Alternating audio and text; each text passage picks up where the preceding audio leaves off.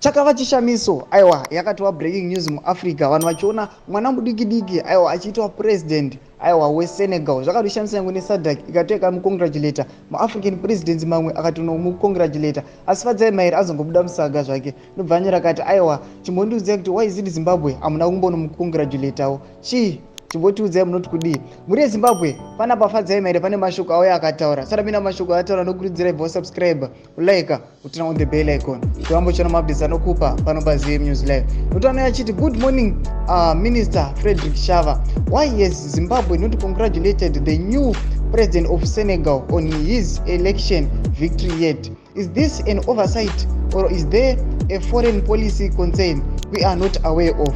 Will Zimbabwe attend the inauguration? We need new leaders. Muri Zimbabwe sezvamunongoziva kuti aiwa now idzi dzepolitics Zimbabwe dziri kutonetsa zvokunzi aiwa mwana mudiki haafaniri kutonga kana kuti ndozvatikuona panapa nekuSenegal kuri kutonzi uyo mufana ane makore 44 akapinda pachigaro, ane makore 44 akatonzi ndiye atobreaka record pamaAfrican presidents kuti munhu ane makore mashoma adai oita president. Saka tikuona kuti panapa Fadzai Mahere ari achitsoma Zimbabwe achiti kose musina mbonomukongratulata, pane policy here muchaenda here kuinauguration kwake. Muri Zimbabwe chibotiudzai munoti kudii pamusoro penhau iyi yekuti aiwa Zimbabwe haina kuteka part pamukongratulata kuti aiwa aita president iye anga ari main opposition.